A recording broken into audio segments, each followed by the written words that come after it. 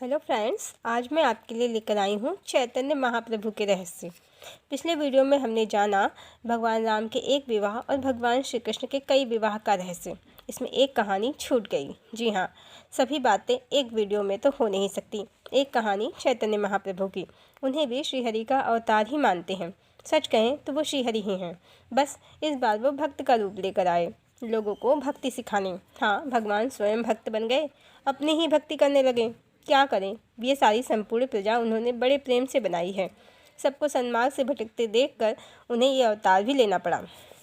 अब जानते हैं क्या कनेक्शन है चैतन्य महाप्रभु का भगवान राम और भगवान श्री कृष्ण से, और भगवान कल के अवतार से भी। आजकल कुछ एस्ट्रोलॉजर उनकी पत्नी विष्णुप्रिया जी को राधा का अवतार बताते हैं, पर लोग भूल गए कि चैतन्य की एक और भी पत्नी थी, लक्ष्मी देवी, जो उनकी पहली पत्नी थी, जिनकी मृत्यु के बाद चैतन्य महाप्रभु का विवाह विष्णुप्रिया जी से हुआ। अब देखते हैं क्या कनेक्शन है लक्ष्मी देवी जी का राम और कृष्ण से, सीता और राधा से। बहुत ही गहरा कनेक्शन है लक्ष्मी देवी जी का माता सीता और माता राधा से। जैसे माता राधा श्री कृष्ण की बाल सखा थी, वैसे ही लक्ष्मी देवी चैतन्य की बाल सखा थी।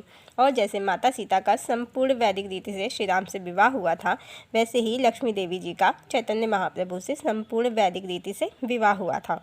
राम और सीता की तरह, श्री कृष्ण और राधा की तरह ये भी अपने अलौकिक संबंध को जानते थे।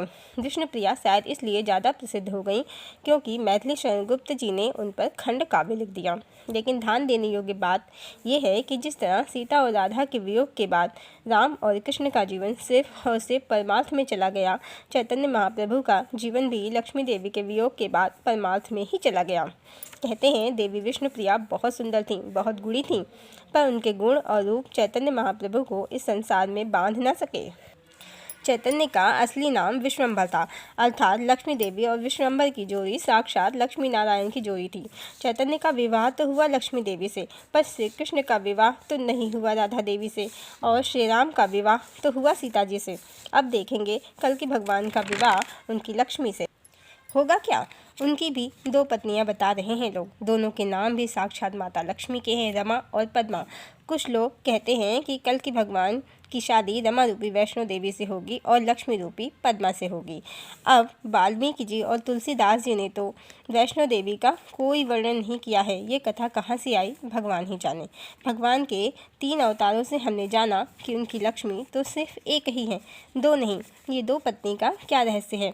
अब कल की पुराण की माने तो उनकी 2 पत्नियां हैं, रमा और पद्मा, पर जो कहानी कल की पुराण में है वो आज की परिस्थितियों से तो बिल्कुल मेल खाती नहीं है। और लोग कहते हैं कि भगवान का अवतार हो गया है, सतयुग आने ही वाला है। हम भी मानते हैं कि भगवान का अवतार हो गया है, तो क्या भगवान की 2 पत्नियां हैं? शायद ये भी कोई हरि की माया ही है। अब इसे भी हम सुलझा देंगे तो कहानी में सस्पेंस ही क्या बचेगा, कथा में उत्सुकता ही क्या रह जाएगी। भगवान तो सच में धरती पर आ गए हैं, पर अपनी 2 पत्नी का रहस्य तो वो स्वयं ही सुलझाएंगे, हम नहीं। कुछ काम उनके लिए भी छोड़ देते हैं। हरि को हम भी देखना चाहते हैं और सतयुग को भी। हरिओम।